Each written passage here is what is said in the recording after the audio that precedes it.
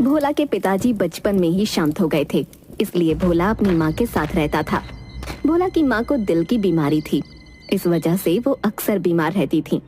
घर का खर्चा चलाना बहुत ही मुश्किल था, इसलिए उसे जो भी काम मिलता वो कर लेता। पर इन सब से भी घर का खर्चा और माँ की दवाइयाँ लाने में बहुत मुश्किल होती। बेटा, मेरी दवाइयाँ खत्म हो गई हैं। माँ, मैं कल ही शहर जाकर तेरी दवाइयाँ ले आऊंगा। ऐसा कहकर वो घर से बाहर निकल जाता है। अब तो बस मेरे पास थोड़े ही पैसे बचे हैं, इसमें माँ की दवाइयाँ तो नहीं आ पाएगी। एक काम करता हूँ, आज ज्यादा काम कर लूंगा। चल भाई भोला, आज तो तुझे बहुत ही मेहनत करनी पड़ेगी। तभी उसकी माँ के चिल्लाने की आवाज आती है। भोला दौड़कर अंदर आता है। माँ, माँ, क्या हुआ तुम्हें? बेटा पता नहीं, बहुत दर्द हो रहा है, मैं हिल भी नहीं पा रही। फिर वो बोल भी नहीं पाती। माँ, क्या हुआ है तुझे? मैं वैद्य जी को बुलाकर लेकर आता हूँ। भोला दौड़ा दौड़ा वैद्य जी के पास जाता है। वैद्य जी, वैद्य जी। अरे भोला, क्या हुआ? इतना घबराया हुआ क्यों है? वैद्य जी, आप जल्दी से मेरे घर चलिए। मेरी माँ को न जाने क्या हो गया है, वो बोल ही नहीं पा रही है और उसके हाथ पैर भी नहीं हिल रहे हैं। भोला वैद्य जी को लेकर आता है। बेटा, तुम्हारी माँ को लकवा हो गया है। वैद्य जी, तो अब फिर इसका कोई तो इलाज होगा। आपको जो भी इलाज करना है आप कीजिए, जितने पैसे लगेंगे मैं व्यवस्था कर दूंगा। बेटा, मुझे इसके लिए एक खास किस्म का तेल बनाना होगा। इसके लिए मुझे कुछ जड़ी बूटियाँ चाहिए, पर वह जड़ी बूटियाँ हमारे यहाँ पर नहीं मिलती। तो फिर कहाँ मिलती है वैद्य जी?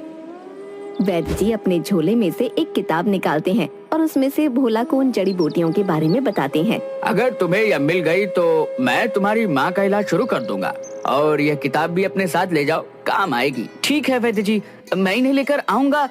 पर यह मिलेगी कहाँ? बेटा, यहाँ से दक्षिण की तरफ जाने पर तुम्हें एक मांसाहारी जंगल मिलेगा। जंगल पार करने पर तुम्हें रंग बिरंगा तालाब मिलेगा, और उस तालाब के बीचों बीच एक अनोखा टापू दिखेगा। वहाँ पर तुम्हें यह जड़ी बूटी मिल जाएगी। अच्छा वैद्य जी, मैं कल सुबह ही वहाँ के लिए निकलता हूँ। ठीक है बेटा, पर तुम्हें बहुत ही ज्यादा सावधानी बरतनी पड़ेगी। उस जंगल में भूल कर भी किसी भी पेड़ को हाथ मत लगाना। उस टापू पर जो कोई भी गया है वह वापस नहीं आया। आप फिक्र मत कीजिए वैद्य जी, मैं बूटी लेकर जल्द ही आऊंगा। बस आप मेरी माँ का ध्यान रखना। ठीक है बेटा, तुम निश्चिंत होकर जाओ। भोला अगली सुबह ही उस टापू के लिए निकल जाता है। वहाँ पर चलते चलते वो मांसाहारी जंगल में पहुँच जाता है। वहाँ पर भोला को बहुत से इंसानों और जानवरों के कंकाल दिखाई पड़ते हैं। लगता है कि यही मांसाहारी जंगल है। वो वहाँ से आगे बढ़ जाता है। कुछ दूर चलकर, अब तो बहुत ही ज्यादा थक गया हूँ, थोड़ी देर यहाँ पर बैठकर आराम कर लेता हूँ। फिर भोला एक पेड़ के नीचे बैठकर आराम करने लगता है। तभी एक पत्ता उड़कर भोला के हाथ पर चिपक जाता है। उसे एहसास होता है कि उसके हाथों में से खून निकल रहा है। अरे, यह क्या हुआ? यह कैसा पत्ता है? मेरे हाथों में से निकल ही नहीं रहा और लगता है मानो मेरा खून चूस रहा हो। जैसे तैसे भोला उस पत्ते को अपने हाथों पर से हटाता है और वहाँ से उठकर जाने लगता है। लगता है इसी वजह से इस जंगल को मांसाहारी जंगल कहते होंगे। कुछ दूर तक भोला खुद को उन पेड़ों से बचाता है। फिर अचानक से एक पेड़ की जड़ पर पैर रख देता है। वो जड़ उसके पैरों को जकड़ लेती है। हे भगवान, अब यह क्या नहीं बला है, मेरा पैर! उसे बहुत दर्द होता है और उसके पैरों में से खून निकलने लगता है। वो अपने झोले में से एक खंजर निकालता है और उस खंजर से उस जड़ को काट देता है और वहाँ से भागने लगता है। जैसे तैसे वो उस जंगल को पार कर लेता है। हे भगवान, इतना खतरनाक जंगल! आज तो बाल बाल बच गया।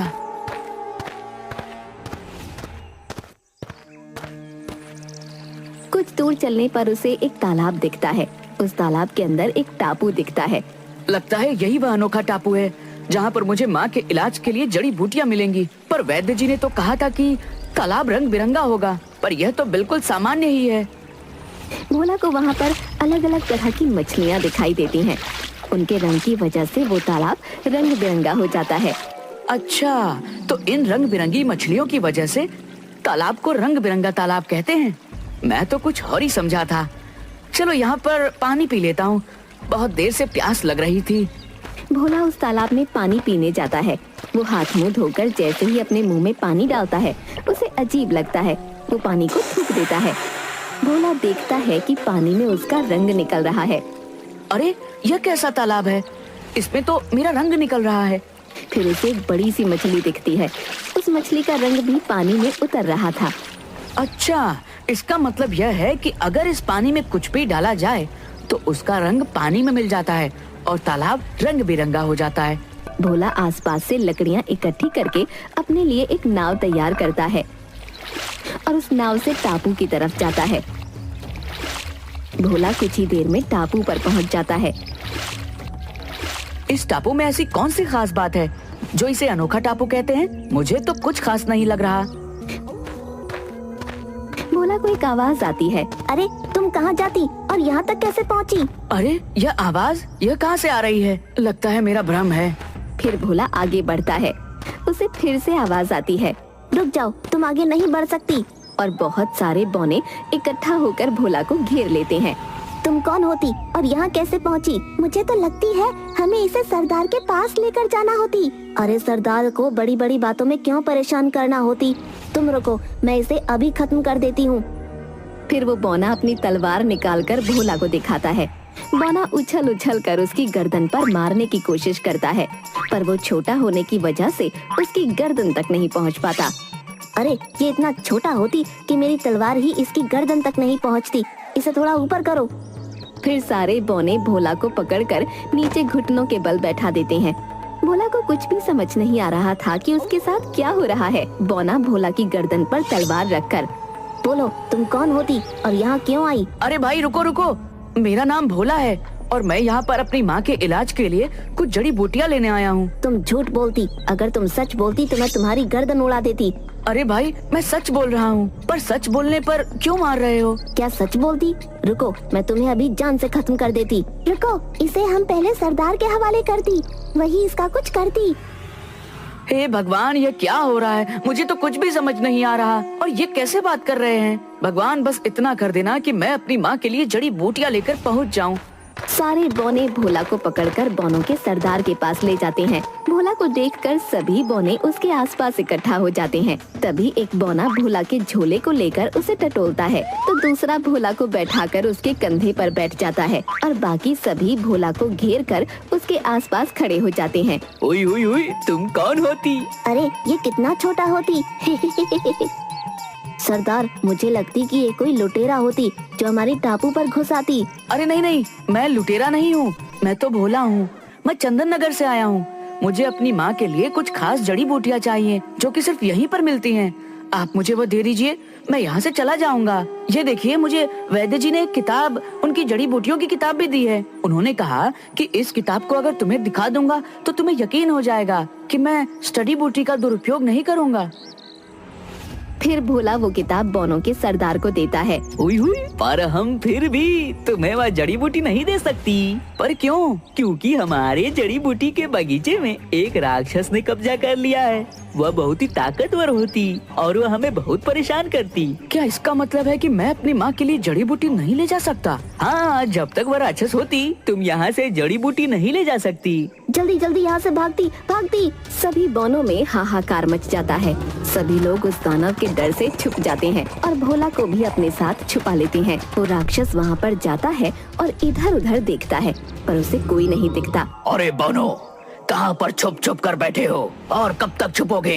एक न एक दिन तो मेरे हाथ में आना ही है और छुटकी सरदार, तू तो मेरे हाथों से नहीं बच पाएगा।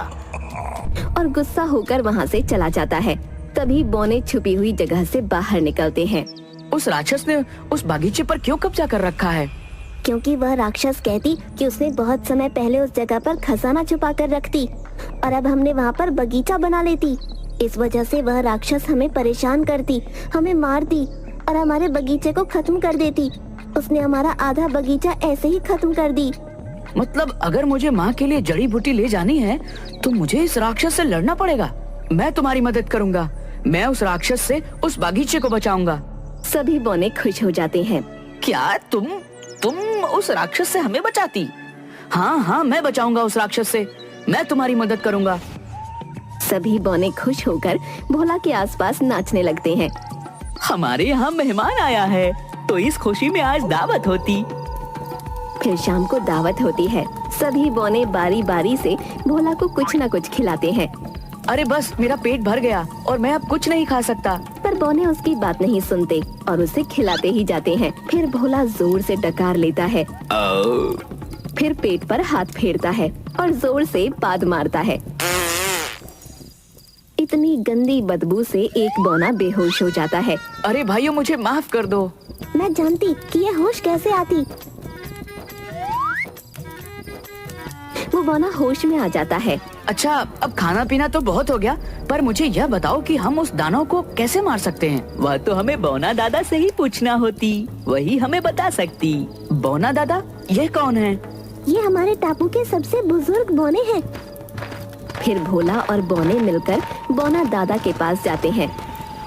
बौना दादा, हमारे यहाँ मेहमान आई है, यह हमें उस राक्षस के चंगुल से बचाएगी। क्या तुम सच कहती? वो हमें राक्षस से बचाती। हाँ बौना दादा, मुझे अपनी माँ के इलाज के लिए जड़ी बूटी की जरूरत है। बस आप मुझे यह बताइए कि मैं उस राक्षस को कैसे मार सकता हूँ? उस राक्षस की जान उसकी पूंछ में होती। अगर तुम उसकी पूंछ काट देंगे तो वह राक्षस मर जाती, पर आज तक ऐसा कोई भी नहीं कर पाई। हमें तो उस राक्षस के सामने खड़े होने की भी डर लगती। मैं करूँगा उस राक्षस का सामना। तभी एक बौना वहाँ आ जाता है। वह राक्षस फिर से आ जाती, जल्दी जल्दी छुप जाती। नहीं, अब भागने की जरूरत नहीं है, मैं करूँगा उस राक्षस का सामना। फिर सभी उस राक्षस के आसपास इकट्ठा हो जाते हैं और भोला भी वहाँ पर होता है। अरे इस बौने की बस्ती में यह इंसान कहाँ से आ गया? ए राक्षस, चला जा यहाँ से। चला जाऊं? तो अच्छा, तो अब मुझे मरवाने के लिए तुम इंसान की मदद लोगे? हाँ, ये हमें तुमसे बचाती। तो मैं भी देखता हूँ कि यह कैसे मेरा सामना करेगा। तो ठीक है, कल शाम को तुम फिर यहाँ आना। अगर मैं जीत गया तो तुम इस टापू को छोड़कर यहाँ से चले जाओगे, और अगर मैं जीता तो इन बौनों को हमेशा मेरी गुलामी करनी पड़ेगी। ठीक है, मुझे मंजूर है। तो कल शाम को मुकाबला पक्का। वो राक्षस चुनौती स्वीकार करके फिर से बगीचे में लौट जाता है। फिर बौने और भोला मिलकर योजना बनाते हैं। कल शाम को जब मुकाबला होगा तो मैं लड़ाई से उस राक्षस का ध्यान भटकाऊंगा, तभी मेरे पीछे से जाकर उसकी पूंछ में आग लगा देना। सभी बौने शाम को मुकाबले की तैयारी करते हैं। शाम को राक्षस फिर से आ जाता है। ऐ इंसान, तैयार है हारने के लिए?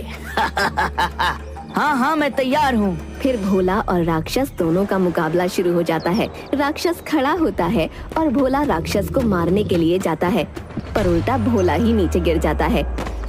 अरे बाप रे, यह राक्षस तो इतना ताकतवर है, मैं इसका सामना कैसे करूँगा? फिर राक्षस भोला को दोनों हाथों से उठाकर हवा में उठा देता है और भोला को नीचे फेंक देता है। भोला को दिन में ही तारे दिखने लगते हैं। फिर भोला खुद को बचाने के लिए उस राक्षस के आगे आगे भागने लगता है। अपने आप को इस राक्षस से खुद को कैसे बचाऊं? यह तो मेरी जान ही ले लेगा। हाँ, मैं धूल उसकी आंखों में उड़ा देता हूँ। फिर भोला जमीन की धूल को राक्षस की आंख में उड़ा देता है। राक्षस को कुछ नजर नहीं आता और वो चिल्लाने लगता है। तभी एक बौना पीछे से उसकी पूंछ में आग लगा देता है। बचाओ बचाओ, तुम सबने मेरे साथ धोखा किया है। और राक्षस नष्ट हो जाता है। सब बौने खुश हो जाते हैं और नाचने लगते हैं। अब तो मुझे वह जड़ी बूटी मिल जाएगी ना? हाँ हाँ, अब तुम उस जड़ी बूटी को ले जा सकती। मैं खुद तुम्हें वह जड़ी बूटी देती। सुबह होते ही बौनों का सरदार भोला को बगीचे में ले जाकर उसे जो भी जड़ी बूटियाँ चाहिए थीं, वो दे देता है। ध्यान रखती, इसे किसी भी गलत इंसान के हाथ में नहीं देती, नहीं तो कोई भी इसका दुरुपयोग कर सकती। ठीक है, मैं ध्यान रखूंगा। यह लेती, इस ताबीज को पहनकर तुम सुरक्षित घर पर पहुंच जाती और इसकी मदद से तुम्हें कोई भी चोट नहीं पहुंचा सकती।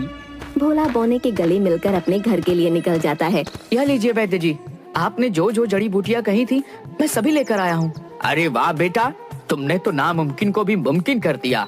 मैं अभी से वह खास तेल बनाना शुरू कर देता हूँ। फिर वैद्य जी वो खास तेल बना देते हैं और भोला की माँ का इलाज शुरू कर देते हैं।